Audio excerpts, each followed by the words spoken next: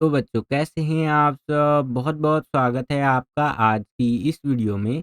आज का ये वीडियो क्लास 11th के बच्चों के लिए बहुत ज़्यादा ख़ास होने वाला है क्योंकि इस वीडियो में हम लोग देखने वाले हैं बच्चों क्लास 11th का जो आपका हिंदी का सब्जेक्ट है, हिंदी इलेक्टिव का, जिसे आप हिंदी ऐच्छिक विषय भी कहते हैं, इसका जो आपका फाइनल एग्ज़ाम होने वाला है।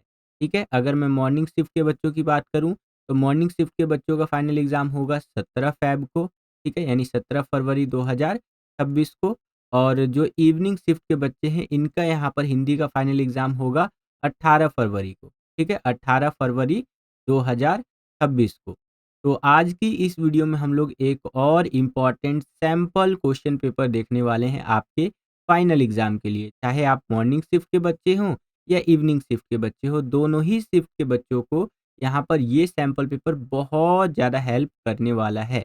ठीक है? तो अगर आप अपना फाइनल एग्ज़ाम देने जा रहे हैं क्लास 11th का हिंदी का, तो इस वीडियो को पूरा ज़रूर देख कर के जाइएगा क्योंकि जो भी क्वेश्चन यहाँ पर मैं आपको बताने वाला हूँ इस सैंपल पेपर के अंदर, इसी में से आप देखेंगे बहुत सारे क्वेश्चन्स आपके पेपर में डिट्टो रिपीट होकर के आ जाएँगे, एकदम सेम टू सेम रिपीट होकर के आ जाएँगे। क्योंकि इस सैंपल पेपर को बनाने के लिए हमने पिछले 10 साल के जो आपके पेपर आए हुए हैं हिंदी सब्जेक्ट के, उनमें जो क्वेश्चन्स बार-बार रिपीट होकर के आए हुए हैं, ठीक है? तो उन्हीं क्वेश्चन्स को हमने यहाँ पर सिलेक्ट किया है और उन क्वेश्चंस को यहाँ पर ऐड किया है इस सैंपल पेपर के अंदर, जिससे ये सैंपल पेपर आपके फाइनल एग्ज़ाम के लिए जो हिंदी का फाइनल एग्ज़ाम होने वाला है, उसके लिए और भी ज़्यादा इम्पोर्टेंट हो जाता है। और एक चीज़ और ध्यान रखिएगा, इस बार का आपका हिंदी का पेपर का पैटर्न थोड़ा-सा बदला हुआ है, तो वीडियो पूरा ज़रूर देखिएगा जिससे कि आपको पेपर के पैटर्न का भी आइडिया लगता रहे कि हाँ भैया, इस तरह से मेरा पेपर आने वाला है। तो चलिए वीडियो शुरू करते हैं और ये हमारा दूसरा सैंपल पेपर का वीडियो होने वाला है हिंदी का।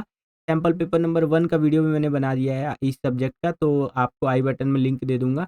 वहाँ पर क्लिक करके आप सैंपल पेपर नंबर 1 की वीडियो देख लीजिएगा। ये हमारा दूसरा सैंपल पेपर का वीडियो है, ठीक है? और अगर आप इस वीडियो पर कम से कम 1270 लाइक्स कंप्लीट करवा देते हैं, कितने लाइक्स बच्चों? 1270 लाइक्स कंप्लीट करवा देते हैं, तो मैं आपको प्रॉमिस करता हूँ कि मैं आपको हिंदी के सैंपल पेपर कितने प्रोवाइड करवा दूँगा? 8 से 9 सैंपल पेपर मैं आपको प्रोवाइड करवा दूँगा। इसके अलावा जो आपके वन शॉट की वीडियो होती है यानी इम्पोर्टेंट क्वेश्चन की वीडियो होती है, वो भी मैं आपके लिए अवेलेबल करवा दूँगा। तो 8 से 9 सैंपल पेपर प्लस में वन शॉट की वीडियो, ये सारा चीज़ प्रोवाइड करवाऊँगा आपको मैं। तो उसके लिए आपको 1270 लाइक्स कम से कम कंप्लीट करवाना है या फिर इसी वीडियो पर कमेंट करना है आपको नीड, इस तरह से करके, नीड हिंदी, ठीक है? नीड हिंदी SQP, ठीक है?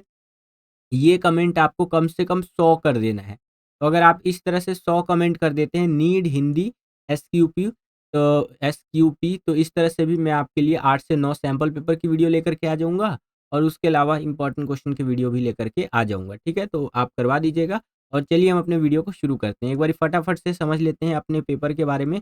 देखिए, आपका जो हिंदी का पेपर होगा वो 3 घंटे का होगा और मैक्सिमम मार्क्स जो रहने वाले हैं वो 80 रहने वाले हैं, यानी कि 80 नंबर का आपका पेपर आएगा बच्चों। बात करें अगर पेपर पैटर्न की, तो देखिए यहाँ पर सामान्य निर्देश के अंदर बताया गया है कि आपका हिंदी का पेपर 3 खंडों के अंदर बँटा हुआ होगा, यानी 3 सेक्शंस के अंदर बँटा हुआ होगा। खंड क, ख और ग करके। तीनों खंडों में कुल यहाँ पर 14 प्रश्न आपसे पूछे जाएँगे, यानी टोटल नंबर ऑफ क्वेश्चन्स की बात करें तो 14 क्वेश्चन हमसे यहाँ पर पूछे जाएँगे। ठीक है? आगे देखिए बताया गया है तीनों खंडों के प्रश्नों के उत्तर देना अनिवार्य है। ठीक है? खंड क में अपठित बोध के प्रश्न पूछे जाएँगे, यानी कि पैसेज वाले जो क्वेश्चन होते हैं ना, वो क्वेश्चन खंड क यानी सेक्शन ए में पूछे जाएँगे। जो खंड ख रहेगा आपका, इसके अंदर अभिव्यक्ति और माध्यम वाली जो आपकी पुस्तक है, थर्ड वाली बुक जो है, इसके आधार पर 5 प्रश्न पूछे जाएँगे यहाँ पर। ठीक है? तो ये बताया गया है। आगे देखिए बताया गया है खंड ग जो रहेगा आपका सेक्शन सी, जिसको आप कह सकते हैं इंग्लिश में, इसके अंदर आपका अंतराभाग 1 और अंतराल भाग 1 वाली जो पुस्तक है, यानी दोनों हिंदी की किताबें हैं, इसके आधार पर 7 प्रश्न यहाँ पर पूछे गए हैं, तो 7 क्वेश्चन यहाँ पर आपसे पूछे जाएँगे। और थोड़ी बहुत और बातें बताई गई है कि दिए गए निर्देशों का पालन करते हुए प्रश्नों को उत्तर दीजिए। यथासंभव तीनों खंडों के प्रश्नों के उत्तर क्रम से लिखिए। ठीक है? तो अगर आपको पूरा पेपर आता है तो लाइन से आंसर दीजिएगा, जिससे कि टीचर को कॉपी चेक करने में आसानी होगी और अगर टीचर को कॉपी चेक करने में आसानी होगी तो आपको मार्क्स मिलने में बहुत आसानी हो जाएगा। ठीक है? तो ये कुछ इंपॉर्टेंट बातें रहीं जो आपका 17 और 18 फरवरी को हिंदी का यहाँ पर फाइनल एग्ज़ाम होने वाला है क्लास 11th का। से संबंधित आशा करता हूँ कि ये सारी बातें आपको समझ में आ गई होंगी। चलिए हम अपने वीडियो को शुरू करते हैं और एक-एक करके देखते हैं कि किस प्रकार के क्वेश्चन्स हमसे पूछे जा रहे हैं और कैसे हम उनका आंसर लिख सकते हैं। तो चलिए वीडियो को शुरू करते हैं बच्चों। तो हम लोग आ गए हैं खंड क के अंदर, जो कि आपका अपठित बोध वाला रहने वाला है। ठीक है, तो यहाँ पर देखिए बच्चों, पहला क्वेश्चन हमसे क्या कह रहा है कि निम्नलिखित गद्यांश को ध्यानपूर्वक पढ़कर पूछे गए प्रश्नों के उत्तर लिखिए। तो चलिए जी, यहाँ पर गद्यांश जो दिया गया है, जो पैसेज है, उसको ध्यान से पढ़ लेते हैं। तो गद्यांश कुछ इस प्रकार से है कि हिंदी साहित्य के विकास में लेखकों का महत्वपूर्ण योगदान रहा है और हिंदी लेखकों ने अपनी रचनाओं के माध्यम से समाज को नई दिशा दी और सामाजिक बदलाव को गति प्रदान की है। तो बिल्कुल सही बात यहाँ पर कह रहा है कि जो हिंदी साहित्य का विकास हुआ है, उसके अंदर जो लेखक रहे हैं, उनका एक इम्पॉर्टेंट रोल हमें देखने को मिलता है। और हिंदी लेखकों ने अपनी रचनाओं के माध्यम से, ठीक है, जो भी उनकी रचनाएं हैं, जो उनकी आर्ट होती है, उसके माध्यम से समाज को एक नई दिशा दी है और सामाजिक बदलाव को एक गति प्रदान की है। इनके लेखन समाज की समस्याओं को गहराई से दर्शाया गया है। ठीक है, इनका जो लेखन वगैरह होता है, तो उनके माध्यम से समाज की जो भी यहाँ पर दिक्कतें वगैरह है, उनको अच्छे से यहाँ पर दर्शाया गया है। ठीक है, आगे बताया गया है, भारतेंदु हरिश्चंद्र जिन्हें हिंदी साहित्य का जनक कहा जाता है, उन्होंने साहित्य में नई चेतना और जागरूकता का संचार किया। ठीक है, तो इसी तरह से ये गद्यांश हमारा दिया गया है। वीडियो को आप पॉज करके पढ़ सकते हैं। इसके आधार पर जो भी प्रश्न हमसे पूछे जा रहे हैं, उनको हम लोग हल करने का प्रयास करते हैं बच्चों। तो यहाँ पर देखिए, पहला क्वेश्चन क्या पूछा गया है इस गद्यांश के आधार पर कि भारतेंदु हरिश्चंद्र को किस नाम से जाना जाता है। ठीक है, तो भारतेंदु हरिश्चंद्र जी को हिंदी साहित्य का जनक इस नाम से जाना जाता है। अभी हमने पढ़ा भी, यहाँ पर आप देख सकते हैं कि भारतेंदु हरिश्चंद्र जी ने हिंदी साहित्य का जनक कहा जाता है। क्लियर है बच्चों? तो यहाँ पर आपका पहले का जो ग वाला विकल्प है, बिल्कुल सही उत्तर हो जाएगा। वीडियो में आगे बढ़ने से पहले एक इंपॉर्टेंट इन्फॉर्मेशन है बच्चों, तो बड़ी ध्यान से समझिएगा। अगर आप अपने फाइनल एग्जाम की तैयारी को नेक्स्ट लेवल पर ले जाना चाहते हैं और उन बच्चों की कैटेगरी में शामिल होना चाहते हैं जो लास्ट टाइम पे भी तैयारी करके अपने फाइनल एग्जाम्स के अंदर बहुत अच्छे मार्क्स स्कोर करते हैं, तो आप हमारे द्वारा बनाए गए सैम्पल क्वेश्चन पेपर्स को ले सकते हैं। इन सैम्पल पेपर्स को हमने दिन रात एक करके आपके लिए बनाया है। लगभग लगभग हमें 6 महीने का टाइम लग गया इन सैम्पल पेपर्स को डिज़ाइन करने के लिए। ठीक है, और हमने ऑलमोस्ट हर एक सब्जेक्ट के 10-10 सैंपल पेपर विद सॉल्यूशन के साथ बना करके रेडी कर दिए हैं आप सभी बच्चों के लिए, जिसको आप लेकर के अपने एग्जाम की तैयारी को और बेहतर बना सकते हैं। इन सैंपल पेपर्स के अंदर आपको ऐसे-ऐसे क्वेश्चन मिल जाएँगे जिनकी एग्जाम में आने की संभावना बहुत ज़्यादा है। आप यूँ कह सकते हैं कि इससे बाहर तो क्या ही आ जाएगा यार, है ना? तो आप अगर टॉपर बनना चाहते हैं तो आप ले सकते हैं। स्मार्ट बच्चे मोस्टली लेते हैं और हमारे पास बहुत सारे बच्चों के मैसेज आ रहे हैं कि सर हमें सैंपल पेपर दे दीजिए, हमें सैंपल पेपर दे दीजिए। क्योंकि अभी के टाइम पे क्या है ना कि 50% का डिस्काउंट चल रहा है और ये डिस्काउंट खत्म होने वाला है। ठीक है? तो इस डिस्काउंट का फ़ायदा उठाने के लिए बहुत सारे बच्चे एकदम धड़ल्ले से मैसेज कर रहे हैं कि सर हमें सैंपल पेपर दे दीजिए, हमें दे दीजिए। ये जो स्क्रीन पर आपको व्हाट्सएप नंबर दिख रहा है ना, ये हमारी टीम का व्हाट्सएप नंबर है, बिज़नेस व्हाट्सएप नंबर, इस पर मैसेज कर रहे हैं। तो आप भी इस पे मैसेज करके सैंपल पेपर ले सकते हैं 50% डिस्काउंट ऑफर के साथ। ठीक है? कौन-कौन से सब्जेक्ट के सैंपल पेपर हमारे पास अवेलेबल है बच्चों? तो आपका हिंदी का सैंपल पेपर हमारे पास अवेलेबल है, पॉलिटिकल साइंस का अवेलेबल है, हिस्ट्री का अवेलेबल है, फिजिकल एजुकेशन का सैंपल पेपर अवेलेबल है और जियोग्राफी का सैंपल पेपर अवेलेबल। ठीक है? वैसे तो एक सब्जेक्ट के सैंपल पेपर का जो ओरिजिनल प्राइस है वो ₹199 है, जिसमें 10 सैंपल पेपर मिलेगा एक सब्जेक्ट का आपको। लेकिन अभी के टाइम पे आपको 50% का डिस्काउंट मिल रहा है और केवल ₹99 में एक सब्जेक्ट का आप 10 सैंपल पेपर ले सकते हैं। अगर आपको डिस्काउंट पे डिस्काउंट लेना है, डबल डिस्काउंट या ट्रिपल डिस्काउंट कह लीजिए, तो आप एक साथ 4 सब्जेक्ट का सैंपल पेपर ले सकते हैं, जिसके साथ आपको एक सब्जेक्ट का फ्री मिल जाएगा। ठीक है? तो इसमें टोटल 50 सैंपल पेपर आपको मिल जाएगा 5 सब्जेक्ट का केवल और केवल ₹399 में। तो आज ही स्क्रीन पर दिख रहे व्हाट्सएप नंबर पर कॉन्टैक्ट कीजिए और सैंपल पेपर्स को लेकर के अपने फाइनल एग्जाम की तैयारी को नेक्स्ट लेवल पर लेकर के जाइए बच्चों। ठीक है, चलिए वीडियो में आगे बढ़ते हैं। दूसरा क्वेश्चन देखिए बच्चों, यहाँ पर क्या कह रहा है कि गद्यांश के अनुसार निम्नलिखित कथनों को ध्यानपूर्वक पढ़िए। ठीक है, तो अब यहाँ पर 4 कथन दे दिए गए हैं, इनको थोड़ा सा पढ़ लेते हैं। पहला कथन क्या कह रहा है कि प्रेमचंद्र ने नारी सशक्तिकरण पर लिखा। ठीक है जी। दूसरा कथन कह रहा है यहाँ पर कि महादेवी वर्मा जी ने महिलाओं की पहचान पर जोर दिया। ओके। नेक्स्ट, जयशंकर प्रसाद जी ने भारतीय संस्कृति पर ध्यान केंद्रित किया। और अगला यहाँ पर कथन कह रहा है कि भारतेंदु हरिश्चंद्र जी ने हिंदी उपन्यास को नई ऊंचाई दी। ठीक है, तो यहाँ पर अगर मैं सही कथनों की बात करूं तो वो हो जाएगा आपका कथन नंबर 2 और कथन नंबर 3। ठीक है, ये बिल्कुल सही कथन हो जाएंगे हमारे। तो इस हिसाब से आपका जो क वाला विकल्प है बिल्कुल सही उत्तर हो जाएगा बच्चों। ठीक है, चलिए आगे बढ़ते हैं। थर्ड क्वेश्चन यहाँ पर अभिकथन और कारण वाला रहेगा। तो यहाँ पर अभिकथन देखिए क्या कह रहा है कि प्रेमचंद की रचनाएं समाज के गरीब वर्ग पर केंद्रित है। ठीक है जी। और कारण क्या कह रहा है यहाँ पर कि उनकी कहानियां समाज की समस्याओं को उजागर करती है। तो दोनों ही बातें बिल्कुल सही कही जा रही है। तो क वाला विकल्प आपका बिल्कुल सही उत्तर हो जाएगा कि अभिकथन ए और कारण आर दोनों सत्य है, और जो आपका कारण है वो अभिकथन की सही व्याख्या करता है बच्चों। ठीक है, चलिए अब यहाँ पर चौथा क्वेश्चन देखिए बच्चों हमसे क्या पूछ रहा है कि महादेवी वर्मा ने अपने लेख के माध्यम से या लेखन के माध्यम से क्या संदेश दिया है। तो महादेवी वर्मा जी ने अपने लेखन के माध्यम से नारी सशक्तिकरण का यहाँ पर संदेश दिया है। ठीक है, तो ये आपका करेक्ट आंसर हो जाएगा कि किस तरह से नारियों को और यहाँ पर सशक्त किया जा सकता है, उनको ताकतवर बनाया जा सकता है। नेक्स्ट, भारतेंदु हरिश्चंद्र का हिंदी साहित्य में योगदान क्या है। तो अगर इनके हिंदी साहित्य में योगदान की बात करें तो आप ऐसे लिखेंगे, भारतेंदु हरिश्चंद्र ने हिंदी साहित्य को नई चेतना और जागरूकता दी है। उनके लेखन ने समाज में बदलाव लाने और हिंदी भाषा को सशक्त बनाने का कार्य किया है। उनके जो भी लेखन रहे, जो भी उन्होंने लिखा है, ठीक है, तो उनके लिखी हुई चीज़ों ने समाज में बहुत ही कह सकते हैं बड़े स्तर पर बदलाव लाने का कार्य किया है। ठीक है, और कहीं न कहीं हिंदी को भी यहाँ पर सशक्त बनाया है, ताकतवर बनाया है।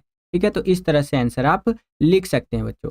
नेक्स्ट क्वेश्चन देखिए यहाँ पर छठा क्वेश्चन क्या पूछ रहा है हमसे कि प्रेमचंद की रचनाओं का समाज पर क्या प्रभाव पड़ा। ठीक है, तो उनकी रचनाओं ने समाज के गरीब और पिछड़े वर्ग की समस्याओं को उजागर किया।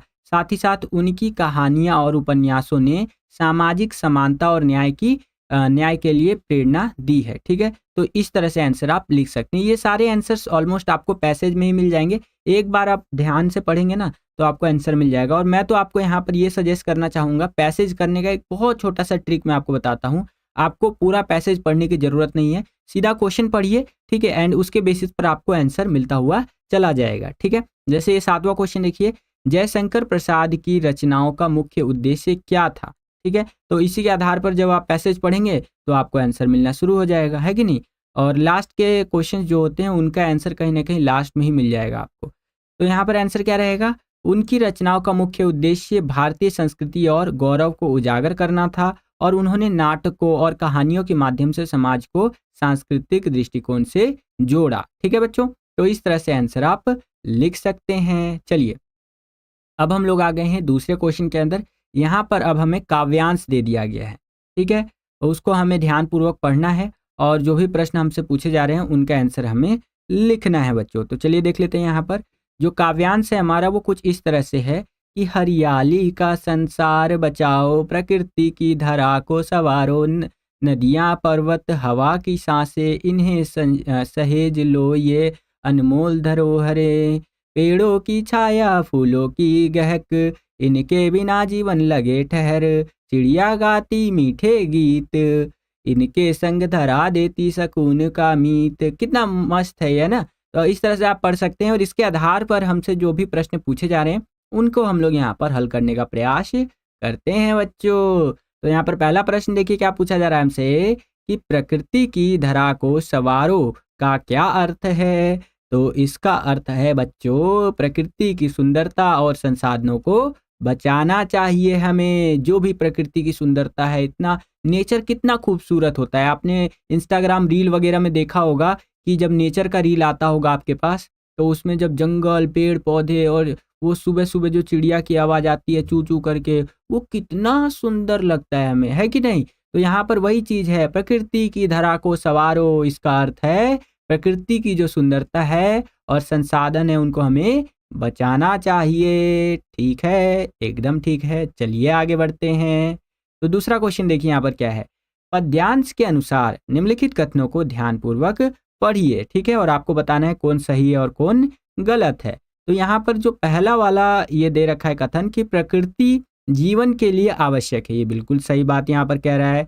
दूसरा वाला जो यहाँ पर दे रखा है कथन कि नदियों और पर्वत अनमोल धरोहर है, तो ये बात भी बिल्कुल सही कह रहा है। अगला, सूरज केवल गर्मी का स्रोत है, बिल्कुल गलत। ये ऐसा नहीं है, केवल गर्मी का स्रोत ये नहीं है सूरज, और भी बहुत सारा काम हमें आता है सूरज से ही जीवन है एक तरह से मान के चलिए। नेक्स्ट, चिड़िया धरा की सुंदरता बढ़ाती हैं, तो ये बात भी बिल्कुल यहाँ पर सही कह रहा है। तो इस हिसाब से आपका यहाँ पर करेक्ट आंसर हो जाएगा ग वाला विकल्प। ठीक है बच्चों, और वीडियो को अभी तक आपने लाइक नहीं किया है तो लाइक जरूर कर दीजिएगा। आपका एक लाइक जो है हमें बच्चों बहुत ज़्यादा मोटिवेट करता है इसी तरह की वीडियोस को बनाने के लिए।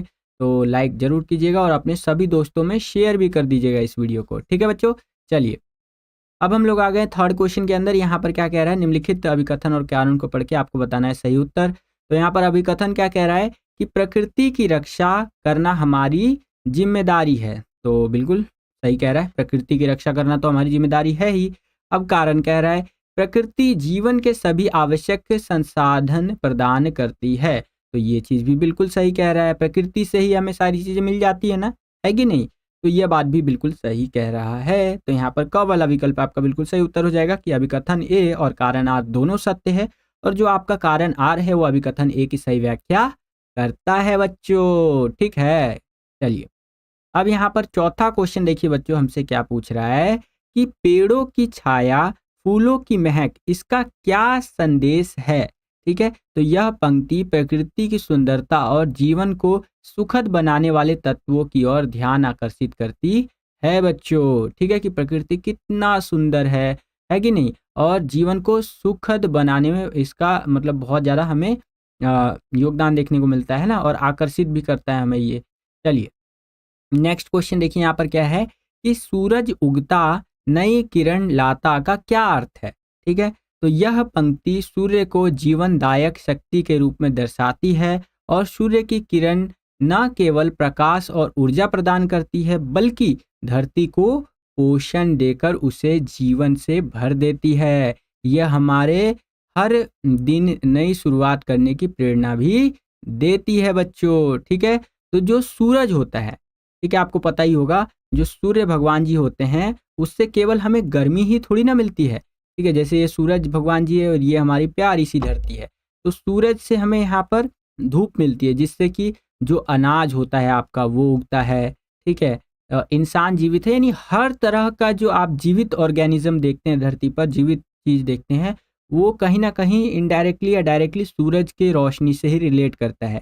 ठीक है, और सूरज से हमें शक्ति मिलती है, सूरज से हमें ऊर्जा, पोषण, बहुत सारी चीजें मिलती हैं। समझ रहे हैं आप। तो इस तरह से आंसर आप लिख सकते हैं बच्चों। चलिए अगला प्रश्न देखते हैं। यहाँ पर छठा प्रश्न क्या पूछ रहा है हमसे कि जंगलों की हरी चादर फैलाओ से कवि क्या संदेश देना चाहता है। तो कवि यह संदेश देना चाहता है कि जंगल धरती के फेफड़े हैं। जंगल क्या है बच्चों, धरती के फेफड़े हैं जो हमें शुद्ध हवा और जीवन प्रदान करते हैं। ठीक है, आप देखते होंगे जब आप गांव वगैरह में जाते होंगे तो वहां पर आपको बिल्कुल साफ हवा मिलती होगी और मजा आता होगा, लेकिन जैसे ही आप शहरों में आ जाते होंगे, जैसे मैं तो दिल्ली में रहता हूँ, तो दिल्ली जैसे शहर में आते होंगे तो आपको कभी सांस लेने में प्रॉब्लम भी होता होगा दिवाली के टाइम पे, या ठंड जैसे जैसे आती है, नवंबर दिसंबर का जो महीना होता है उसमें आपको सांस लेने में दिक्कत होता होगा। क्यों? क्योंकि यहाँ की हवा प्रदूषित है, यहाँ उतना ज़्यादा पेड़ पौधे नहीं हैं। इसलिए यहाँ पर ये बातें आपको बताई गई है कि जो जंगल होते हैं वो धरती के फेफड़े होते हैं जो हमें शुद्ध हवा और जीवन प्रदान करते हैं। इनका संरक्षण बहुत जरूरी है, और जंगलों की हरियाली को बढ़ाने का मतलब है पर्यावरण को बेहतर बनाना और आने वाली पीढ़ियों के लिए सुरक्षित भविष्य तैयार करना, है कि नहीं। तो इसीलिए हमें पेड़ पौधा बचाना चाहिए बच्चों। आप बचाते हैं पेड़ पौधा? कमेंट करके बताइएगा। मैं तो जितना हो सकता है उतना बचाता हूँ क्योंकि ये बहुत जरूरी है हमारे लिए। चलिए, तो अब हम लोग आ गए हैं खंड ख के अंदर, जो कि आपका अभिव्यक्ति और माध्यम वाली जो आपकी बुक है, थर्ड वाली बुक, उससे संबंधित रहने वाला है। इसके अंदर इस बुक से रिलेटेड क्वेश्चन हमसे पूछे जाएंगे। तो चलिए देखते हैं कि करके। यहाँ पर तीसरा क्वेश्चन है, निम्नलिखित प्रश्नों के उत्तर दीजिए। चलिए दे देते हैं। तो तीसरे का पहला जो क्वेश्चन है ये क वाला, ये 1 नंबर का रहेगा आपका, और इसके नीचे के क्वेश्चन 2-2 नंबर के रहेंगे। तो 1 नंबर में ये क्वेश्चन इतना बड़ा पूछ लिया है, बहुत सारे बच्चे ऐसा क्वेश्चन देख के डर जाते होंगे कि अरे कहाँ पूछ लिया भैया, अरे बाबा हो बाबा, कहाँ पूछ लिया भैया, ये तो हम जवाब ही नहीं दे पाएंगे। लेकिन आपको डरना बिल्कुल भी नहीं है। इतना बड़ा अगर क्वेश्चन है तो एक बार क्वेश्चन को पढ़िए, और आंसर आसान ही होता है इतने बड़े क्वेश्चन का। जैसे मैं आपको बताता हूँ, देखिए, यह पत्रकारिता सनसनी फैलाने का कार्य करती है। इस पत्रकारिता में अखबार, अफवाहों और व्यक्तिगत आरोप प्रत्यारोप, प्रेम संबंधों और भांडाफोड़ और फिल्मी गपशप को समाचार की तरह प्रकाशित करते हैं। ठीक है, तो ये क्या होता है, ये पित्त पत्रकारिता होता है। ठीक है, तो इस तरह से आंसर आप लिख सकते हैं बच्चों। ठीक है, चलिए अब हम लोग आ गए हैं ख वाले क्वेश्चन के अंदर। ये 2 नंबर का क्वेश्चन रहेगा कि टेलीविजन के विकास का वर्णन कीजिए। ठीक है, टीवी तो आप सभी बच्चों ने देखा ही होगा, इस तरह से मस्त सा एक टीवी होता है। आजकल तो एंड्रॉयड टीवी का ज़माना है। ठीक है, और मेरे उधर भी एंड्रॉयड टीवी लगा हुआ है, तो अच्छा होता है एंड्रॉयड टीवी। एकदम यूट्यूब वूट्यूब चलाइए और मस्त गाना वाना सुनिए। मेरे को भी कभी मन करता है तो गाना वाना सुन लेता हूँ मस्त। और मैं अपने आस पड़ोस में भी देखता हूँ, ज़्यादातर लोग जो है एंड्रॉयड टीवी का इस्तेमाल आजकल करते हैं। तो जो आज के टाइम पे हम ये एंड्रॉयड टीवी तक का सफ़र हमने पूरा कर लिया है, तो उसकी शुरुआत कहाँ से हुई थी उसके बारे में आपको बताना है। ठीक है, तो बड़े ध्यान से समझिएगा। देखिए, टेलीविज़न यह दृश्य और श्रव्य माध्यम है। ठीक है, ये हटा दीजिए यहाँ से। ये दृश्य और श्रव्य माध्यम है, यानी कि इसके अंदर चीज़ों को हम देख भी सकते हैं और सुन भी सकते हैं। इसकी विश्वसनीयता सर्वाधिक है। ठीक है, यानी ये पूरी दुनिया भर में आपको देखने को मिल जाएगा और काफ़ी पॉपुलर है टीवी। आज के टाइम पे भी आप देखेंगे तो हर एज का व्यक्ति जो है टीवी देखना पसंद करता है, चाहे वो एक जवान व्यक्ति हो, एक बच्चा हो या एक बूढ़ा व्यक्ति हो। ठीक है, देखिए अब टीवी के बारे में बता रखा है कि 1927 में बेल टेलीफोन जो सो कि लेबोरेटरीज में न्यूयॉर्क और वॉशिंगटन के बीच प्रायोगिक विकास कार्यक्रम का प्रसारण किया और 1936 में बीबीसी ने अपनी टेलीविज़न सेवा प्रारंभ की थी। ठीक है, ये स्टार्टिंग अर्ली देश के बारे में बता रहे हैं कि किस तरह से टीवी का यहाँ पर विकास हुआ टेलीविज़न का। भारत में टेलीविज़न की शुरुआत 15 सितंबर 1959 को हुई। ठीक है, और जिसका उद्देश्य शिक्षा के सामुदायिक विकास को प्रोत्साहित करना था। भारत में अगर आपसे पूछ ले कि टेलीविज़न का विकास कब हुआ या इसकी शुरुआत कब हुई, तो 15 सितंबर 1959 से इसका स्टार्टिंग हुआ था और शिक्षा वगैरह के लिए इसका स्टार्टिंग किया गया था। ठीक है, 15 अगस्त 1965 में स्वतंत्रता दिवस से जो सो कि विधिवत टीवी सेवा प्रारंभ हुई। ठीक है, जो एक नॉर्मल हमारी टीवी सेवाएं होती हैं वो 1965 से शुरू हुई थी और 1 अप्रैल 1976 से इसे आकाशवाणी से अलग कर दूरदर्शन का नाम दिया गया। तो इसीलिए आपको पता होगा सबसे पहले जो टीवी चैनल्स आया करते थे, अगर आप थोड़े से बड़े बच्चे हैं, जो कि बड़े ही बच्चे हैं, 11वीं में आ चुके हैं, तो आपको पता ही होगा कि जो सबसे पहले टीवी पे आता था वो दूरदर्शन वगैरह ही आता था। ये जो अब चैनल्स आते हैं वो तो बहुत बाद में आना शुरू हुए। ठीक है, तो इस तरह से आप टेलीविज़न के विकास के बारे में काफ़ी कुछ लिख सकते हैं। तो स्टार्टिंग में ब्लैक एंड वाइट टीवी आया करते थे, फिर धीरे-धीरे कलर टीवी आने लग गया, उसके बाद फिर धीरे-धीरे आज के टाइम पे हम 2025 में एंड्रॉयड टीवी भी देखते हैं। तो ये मैंने आपको टेलीविज़न के विकास के बारे में बता दिया बच्चों। आशा करता हूँ आपको समझ में आया होगा। चलिए, अब यहाँ पर जो ग में क्वेश्चन है इसको देख लेते हैं कि समाचार किसे कहते हैं, विस्तार से समझाइए। चलिए जी, समझ लेते हैं। देखिए, समाचार, हर घटना समाचार नहीं होती है। समाचार के रूप में उन्हें घटनाओं, सूचनाओं और मुद्दों को चुना जाता है। ठीक है, या उन्हीं घटनाओं, सूचनाओं और मुद्दों को चुना जाता है जिन्हें जानने में अधिक से अधिक लोगों की रुचि हो। हर जो इंसिडेंट हो रहा है इस दुनिया में वो सभी समाचार नहीं हो सकता है। समाचार का मतलब ये होता है कि ऐसी कोई घटना हो जिसका आप कह लीजिए बहुत बड़े वर्ग पर एक इम्पैक्ट पड़े, बहुत बड़ा वर्ग उसको देखना पसंद करे। एग्जाम्पल के लिए मैं आपको बताता हूँ, जैसे अभी आप टीवी खोलेंगे, ठीक है, तो टीवी पर आपको न्यूज़ चैनल्स में ज़्यादातर क्या देखने को मिलेगा कि देखिए अभी दिल्ली में हुए हैं इलेक्शंस। ठीक है, और इलेक्शंस के नतीजे आने वाले हैं, ये पार्टी जीतेगी, वो पार्टी जीतेगी। अब कौन सी पार्टी जीतेगी नहीं जीतेगी वो बाद का मुद्दा है, मैं आपको बता रहा हूँ जस्ट एग्जाम्पल के लिए। तो इलेक्शन का मुद्दा बहुत ज़्यादा यहाँ पर अभी गर्म है, तो ज़्यादातर जो ऑडियंस है वो क्या देखना पसंद करेगी, इलेक्शन से रिलेटेड न्यूज़ देखना पसंद करेगी। वहीं मान लीजिए कि 2 टीवी चैनल है, एक पर इलेक्शन से रिलेटेड चीज़ें दिखाई जा रही हैं और एक पर सामान्य चीज़ें दिखाई जा रही हैं कि देश के इस हिस्से में यहाँ पर ये हो गया, वो हो गया। तो लोग क्या देखना पसंद करेंगे, इलेक्शन वाला। ठीक है, तो यहाँ पर समाचार वो होगा जिसको ज़्यादा से ज़्यादा लोग देखना चाहें। ठीक है, ज़्यादा से ज़्यादा लोगों की रुचि हो उसके अंदर। किसी घटना को समाचार बनाने के लिए उसमें नवीनता, जनरुचि, निकटता, प्रभाव जैसे तत्वों का होना आवश्यक है। ठीक है, कोई भी घटना हो वो नया होना चाहिए, ये नहीं कि 50 साल पुराना घटना हो। ठीक है, जनरुचि यानी जनता की उसके अंदर रुचि होनी चाहिए। निकटता, एक तरह से उसके अंदर निकटता आनी चाहिए और उसका एक इम्पैक्ट पड़ना चाहिए। ऐसे तत्व जब होंगे तो वही यहाँ पर समाचार बनेगा। ठीक है, और समाचार किसी भी ऐसी ताज़ा घटना, विचार या समस्या की रिपोर्ट है जिसमें अधिक से अधिक लोगों की रुचि हो और जिसका प्रभाव अधिक से अधिक लोगों पर पड़े। तो अगर आपसे स्ट्रेट फॉरवर्ड कोई पूछ ले कि समाचार होता क्या है, तो समाचार कोई ऐसा ताज़ा घटना होता है या विचार या समस्या की रिपोर्ट होती है जिसमें अधिक से अधिक लोगों की रुचि होती है और जिसका प्रभाव ज़्यादा से ज़्यादा लोगों पर पड़ता है। बाकी इस तरह से आंसर आपको लिखना है इस क्वेश्चन का। आशा करता हूँ कि आपको समझ में आ गया होगा बच्चों। अब हम लोग आ गए हैं चौथे क्वेश्चन के अंदर। यहाँ पर चौथा क्वेश्चन देखिए बच्चों, हमसे क्या कह रहा है कि निम्नलिखित दिए गए 3 शीर्षकों में से किसी एक शीर्षक पर लगभग 120 शब्दों में दृश्य लेखन लिखिए। ठीक है, दृश्य लेखन मतलब कि आंखों देखी टाइप का होता है, समझ रहे हैं आप। तो चलिए जी, देखिए 3 आपको जो शीर्षक दिए गए हैं कुछ इस प्रकार से है, यानी 3 टॉपिक दे दिए गए हैं आपको। पहला है चिड़ियाघर का दृश्य। आप में से ज़्यादातर बच्चे चिड़ियाघर गए होंगे, जू गए होंगे, तो वहाँ पर आपने भिन्न भिन्न चीज़ें देखी होंगी, तो उसके आधार पर आप जो है यहाँ पर दृश्य लेखन लिख सकते हैं। और अगला है गांव का दृश्य। आप में से ऑलमोस्ट 99% बच्चे जो है गांव गए ही होंगे, या 100% मैं लगा के चलता हूँ। तो गांव में क्या दृश्य होता है, जैसे खेत होते हैं और इस तरह से नदियाँ होती हैं गांव में। गांव का जीवन ही इतना सरल जीवन होता है और अच्छा जीवन होता है, तो उसके बारे में आप लिख सकते हैं, गांव के दृश्य के बारे में। बगीचे का दृश्य, ठीक है, तो इन तीनों में से किसी एक पर भी आप लिख सकते हैं। मैंने लिखकर आपको बताया है चिड़ियाघर के दृश्य के बारे में, ठीक है, एग्जाम्पल के लिए लिख दिया है।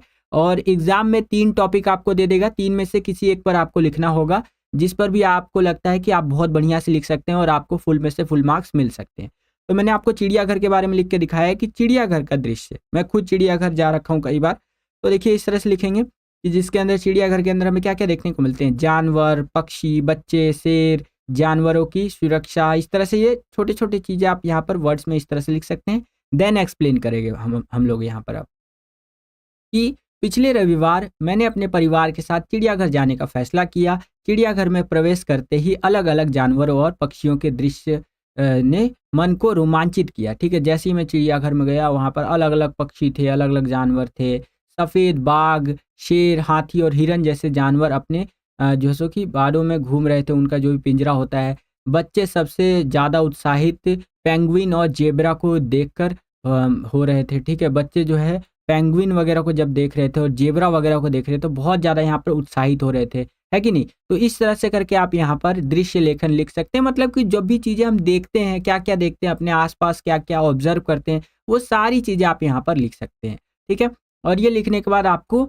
सबसे लास्ट में लिख देना है कट टू। ठीक है, ये भी आपका इसका फॉर्मेट का एक पार्ट है दृश्य लेखन का। ठीक है, तो सबसे लास्ट में आपको ये लिख देना है और ये आपका दृश्य लेखन यहाँ पर हो गया कंप्लीट बच्चों। आशा करता हूँ कि ये क्वेश्चन भी आपको समझ में आ गया होगा। अब हम लोग आ गए हैं 5वें क्वेश्चन के अंदर। यहाँ पर 5वां क्वेश्चन देखिए बच्चों, क्या कह रहा है हमें कि निम्नलिखित दिए गए विषयों में से किसी एक विषय पर लगभग 120 शब्दों में पत्र लिखिए। तो चलिए जी लिख देते हैं।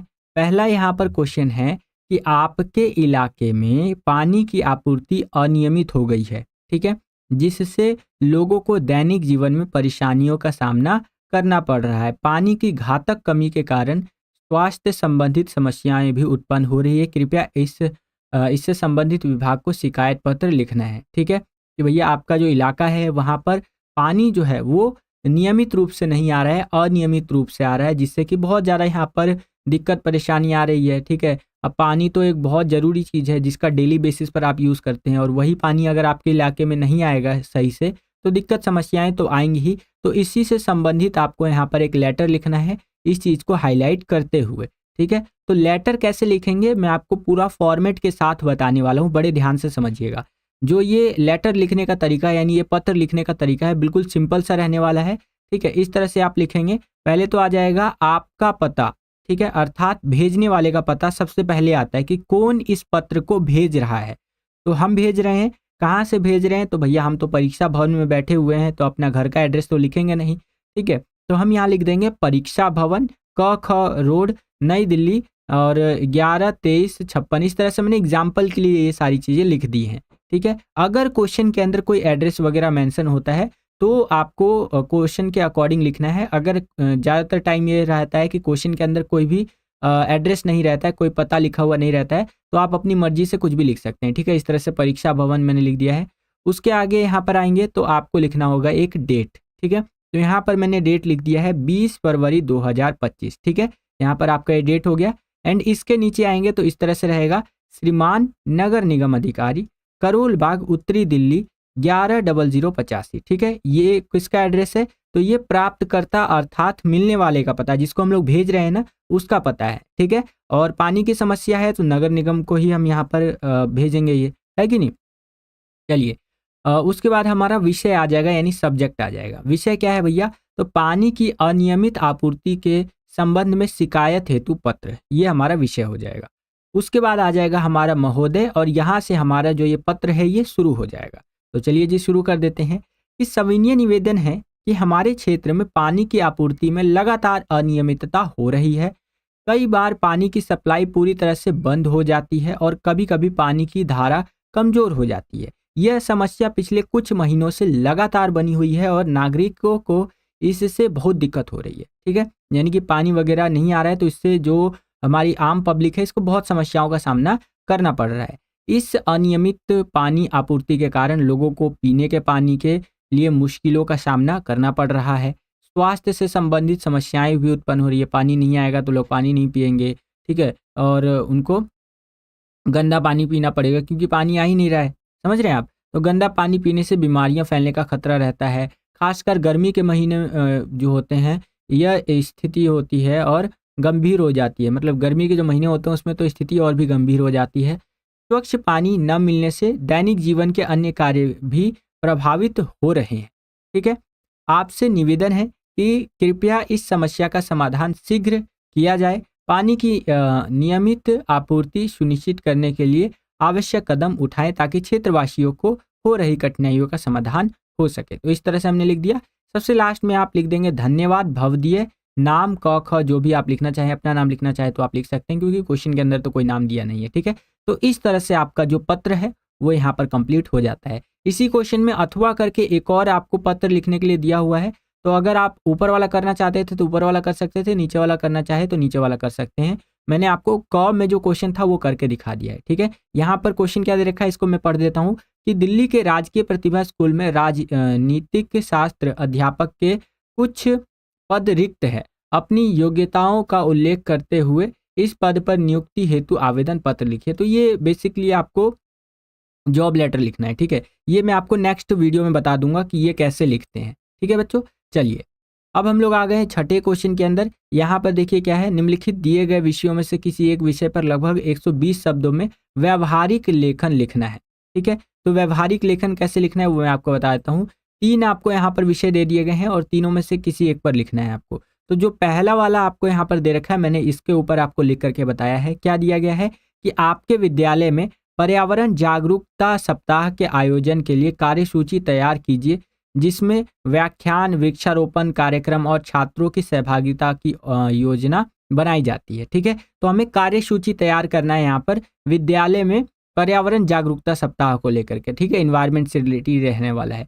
अगला महिला सशक्तिकरण को लेकर के है एंड उसका लास्ट में मोबाइल फोन पर होने वाले व्यय के निर्धारित सीमा के लिए एक परिपत्र, ठीक है। तो मैंने आपको क वाला ये क्वेश्चन करके दिखाया है। देखिए कैसे करना है आपको यहाँ पर, क्योंकि ये जो क्वेश्चन था हमारा ये क्या था, इसमें हमें कार्यसूची तैयार करना है। तो बड़े ध्यान से समझिएगा किसको लेके था, तो ये पर्यावरण जागरूकता सप्ताह को लेकर के था और कार्यसूची मई 2025। इसकी बैठक की तिथि है 1 मई 2025। हमने अपने मन से बना दिया।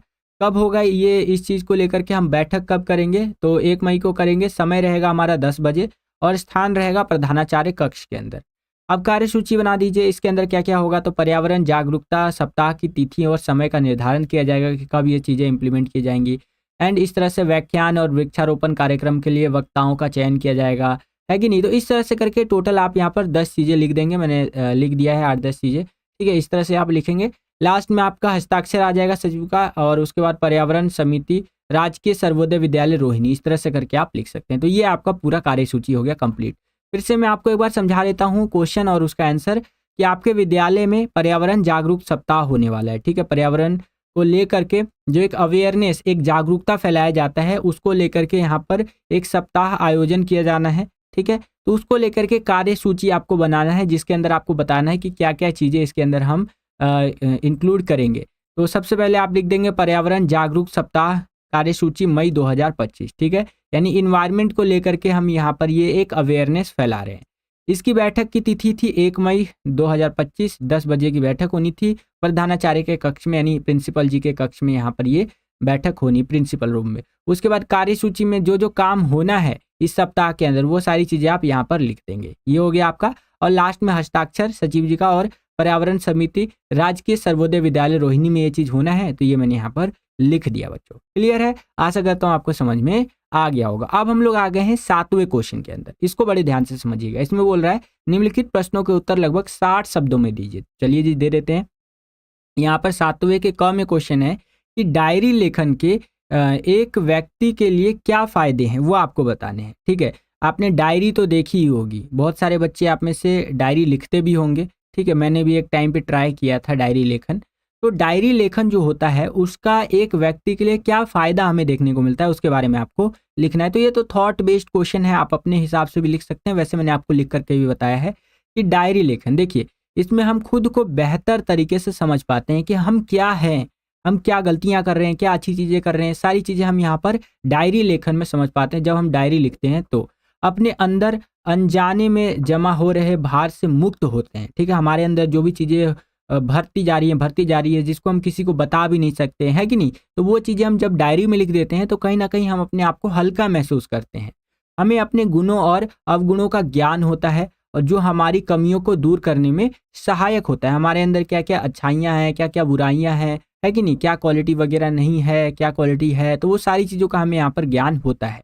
डायरी लेखन में हमें अपने अंतरंग के साथ साक्षात्कार करने का अवसर प्रदान होता है और डायरी के माध्यम से हम अपने अतीत का स्मरण कर सकते हैं। ठीक है, कि हमारा जो पास्ट है वो किस तरह से गुजरा है, हमारा अतीत कैसा गुजरा है, उसके बारे में हम यहाँ पर देख सकते हैं। ठीक है, चलिए अब यहाँ पर ख में देखिए क्या क्वेश्चन पूछा है हमसे कि नाटक और फिल्म की पटकथा में अंतर स्पष्ट कीजिए या अंतर लिखिए। बड़े ध्यान से समझिएगा, नाटक और फिल्म की पटकथा में अंतर। देखिए, नाटक के दृश्य बहुत लंबे लंबे होते हैं लेकिन फिल्म के दृश्य बहुत छोटे होते हैं। नाटक अक्सर आपने देखा होगा कि बहुत लंबे लंबे उसके दृश्य होते हैं, लेकिन जो फिल्म का दृश्य होता है वो छोटा छोटा होता है। नाटक में घटनास्थल सीमित होता है लेकिन फिल्म में असीमित होता है। नाटक में आप देखेंगे तो एक लिमिटेड स्पेस के अंदर, एक लिमिटेड एरिया के अंदर ही वहाँ पर चीज़ें दिखाई जाती है, लेकिन फिल्मों में आप देखेंगे कभी इंडिया में है, कभी यहाँ पर स्विट्जरलैंड में है कि नहीं। यानी कि फिल्मों के अंदर आप देखेंगे तो वहाँ पर घटना स्थल जो होते हैं वो बहुत असीमित होते हैं। ठीक है, नाटक की कथा का विकास एक रेखीय होता है जो कि एक ही दिशा में आगे बढ़ता है, जबकि सिनेमा में कथा का विकास कई प्रकार से होता है। और इसी तरह से यहाँ पर और चीज़ें बताई गई हैं। ठीक है बच्चों, तो इस तरह से इस क्वेश्चन का आंसर आप लिख सकते हैं। आशा करता हूँ आपको समझ में आया होगा। इसके बाद हमारा आ जाता है खंड ग, जिसके अंदर पाठ्य पुस्तक अंतरा और अंतराल से संबंधित प्रश्न हमसे पूछे जाएंगे। इस खंड को हम लोग करेंगे इसी सैंपल पेपर के पार्ट 2 वाली वीडियो में। इस वीडियो के लिए इतना ही बच्चों। तो बस बच्चों यही था आज का ये वीडियो। आशा करता हूँ आपको ये वीडियो पसंद आया होगा। अगर आपको ये वीडियो पसंद आया तो कर दीजिए ज़्यादा से ज़्यादा लाइक। जितना ज़्यादा वीडियो को आप लाइक करेंगे उतना ज़्यादा हमारा मोटिवेशन बढ़ता है इसी तरह की वीडियोस को बनाने के लिए। चैनल पर अगर आप नए आ गए हैं, विद्यालय स्टडी पॉइंट को अभी तक आपने सब्सक्राइब नहीं किया है तो सब्सक्राइब कर लीजिए। इसी तरह की वीडियोस हम आपके लिए लेकर के आते रहते हैं। जैसे ही आप चैनल को सब्सक्राइब करेंगे, बगल में आपको बेल का, घंटी घंटा कुछ भी कह सकते हैं, उसका आइकन देखने को मिलेगा। उसको प्रेस करके ऑल पे क्लिक कर दीजिएगा, क्योंकि देखिए अभी तो इसका पार्ट 2 का वीडियो भी आने वाला है। ठीक है, बहुत जल्दी 2-3 घंटे के अंदर अंदर अपलोड कर दूंगा मैं, और लिंक आपको डिस्क्रिप्शन बॉक्स में या कमेंट बॉक्स में मिल जाएगा। ठीक है, तो बेल नोटिफिकेशन पे क्लिक करके ऑल पे जरूर क्लिक करके रखिएगा। इस वीडियो के लिए इतना ही, मिलता हूँ आपसे अगली और एक्साइटिंग वीडियो में। तब तक के लिए खुश रहिए, खुश रखिए सभी को। जय हिंद, वंदे मातरम।